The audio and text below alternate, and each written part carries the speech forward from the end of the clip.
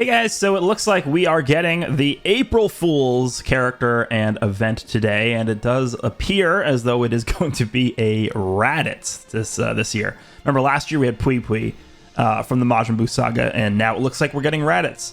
And then let me just quickly jump over to Chrome. This is what it's going to look like.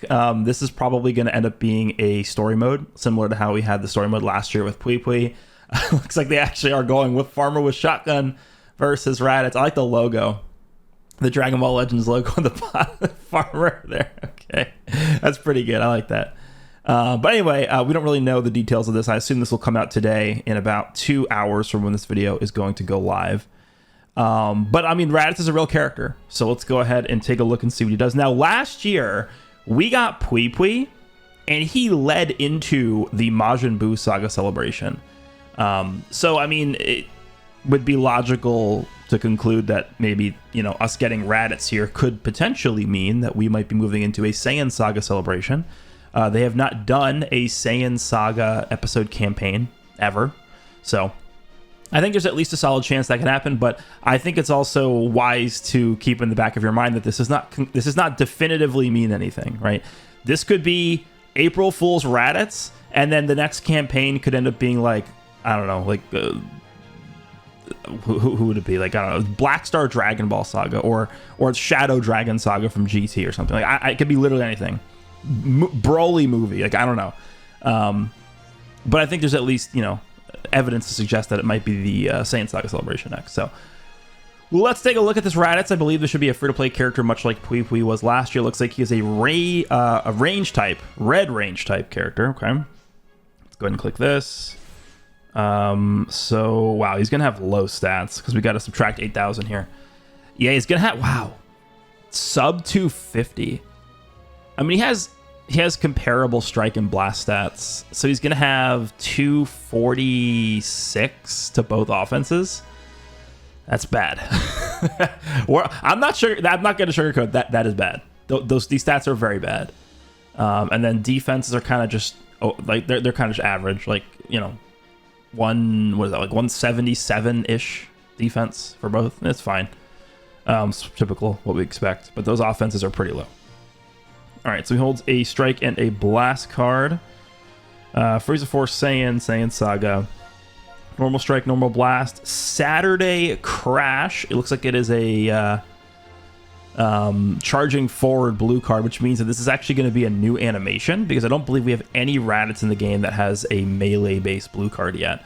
So remember, Pui Pui last year also did have new animations, so it would make sense for this Raditz to have new animations.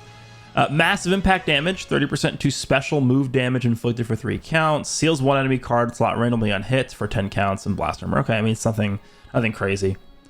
The green card is Cunning Tactics. Looks like it is a stop time green card. Draws a blast card next, heals by 15% and key by 50, 30% blast damage. Cover and all for 10 counts, but it only activates twice. They really had to limit that to being only activated twice. Seems a little weird. Unless he has cover and all somewhere else in his kit, then I can understand. But that's why limit that, you know? He also has an ultimate. Okay. Okay, let's the double Sunday. This is like the so when Goku and Piccolo are like flying up to him, this is the attack that like with the 2 hands down. Like that's like the famous Raditz pose. Massive impact damage upon activation. 70% is a lot. 70% to ultimate damage for 3 counts.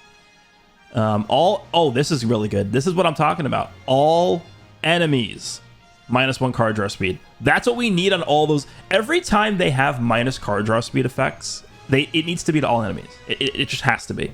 So this is a very good thing. For 30 counts, and then inflicts all enemies with 5 sub counts.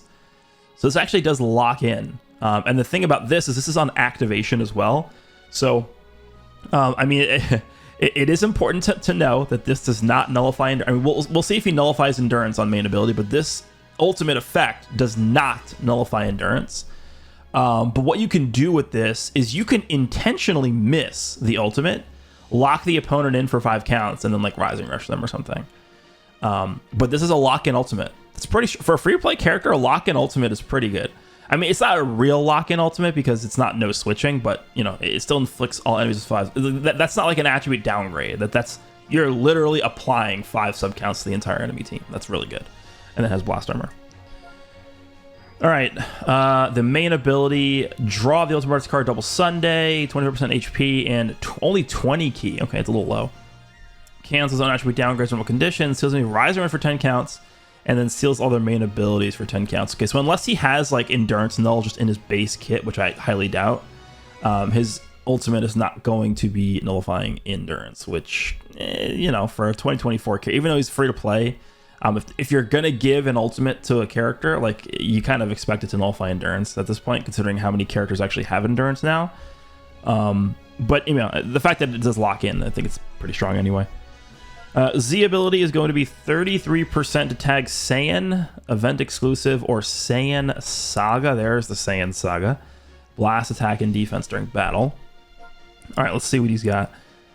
30% to damage inflicted against tag Sun Family or Regen. That's a pretty expansive extra damage buff.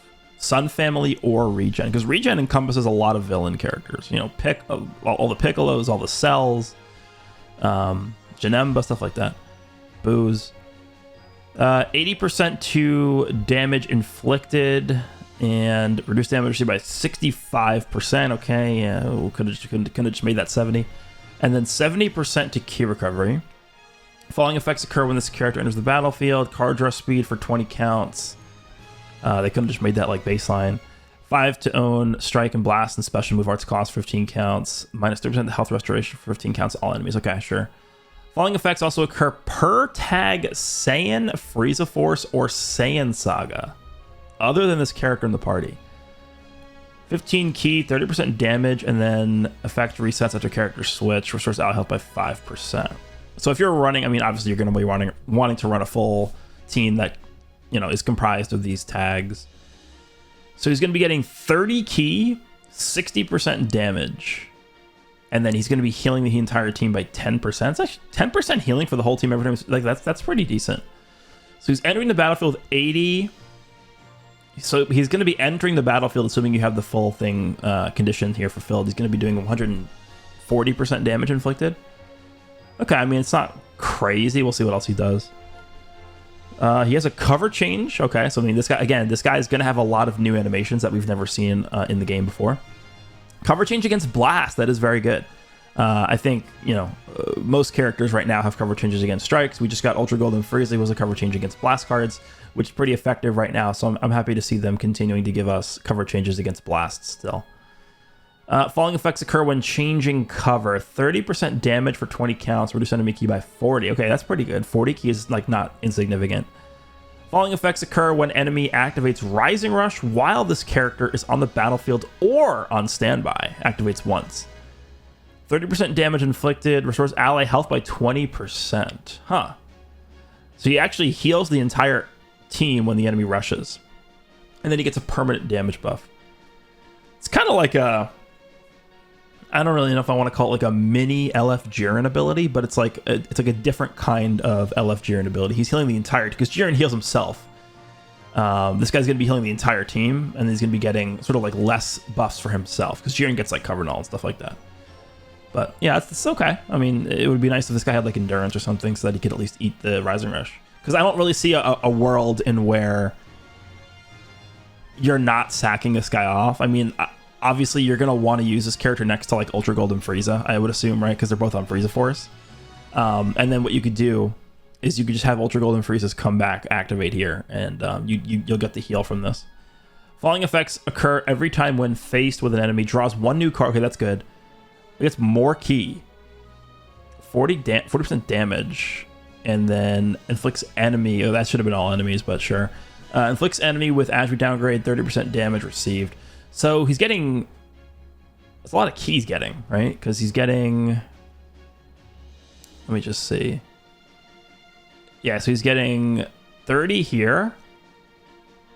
And then he's getting 20. So he's getting 50 key on entry, which is pretty good. And then he's also drawing a card. And he's getting card draw speed. I mean, it's only one card draw speed, right? It's not double card draw speed. 40% damage, so he's going to be at like what, 180% damage when he switches in. And then if you have this 30% damage activated, he's going to have like 210. But again, I feel like I make this comment a lot now, but like this is the main difference between like free-to-play characters and summonable characters these days.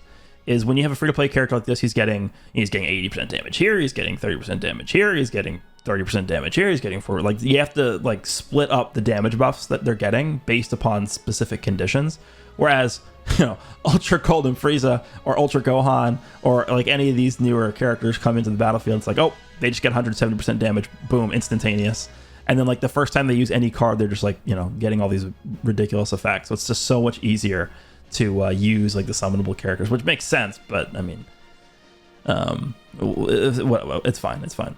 I mean, he seems okay. I don't really think there was going to be a world where like a free-to-play character is going to like, be dominating or anything like that. But he seems okay. He probably seems similar to how Pui Pui was last year, which was like a solid free-to-play character. But you're not going to be queuing into PvP and seeing like, oh no, my enemy's running Raditz. Like I can't really, like I'm gonna have a rough time today. Like it's not gonna be how it is. But okay, that's looks like the free-to-play character we're gonna get here is, again, this could potentially mean we are gonna be getting a Saiyan Saga campaign in April, which should be the final like major celebration. It's crazy to say, but final major celebration before the 6th anniversary, which will happen at the end of May. Remember last year we had the Majin Buu Saga celebration, which technically, I guess if you want to say, started with Pui Pui at the beginning of April for April Fools last year. Then we ended up getting the Super Saiyan 3 Goku and Super Saiyan 2 Vegeta, first ever preparation mode character. And then we got Ultra Kid Buu to end off the month with. And then we sort of had like a quiet May. May typically tends to be quiet because we move into the anniversary. It's basically like the same thing as November. Like the beginning of November typically is quiet. Maybe they drop like some kind of like quality of life updates or something like that. And then as we head into the end of the month, that's when the anniversary countdown starts and all this hype stuff drops. So we'll see if this ends up meaning that we're going to be getting a Saiyan Saga celebration. But going off of last year, I think that the chances are pretty good. But it might also be something completely unrelated. So there's Raditz. We're getting the farmer with shotgun story event today. We will be doing a showcase on Raditz when he drops, I believe, in a few hours here. So let me know what you guys think down below of the free-to-play Raditz. Hope you guys enjoyed, and I'll see you all in the next one.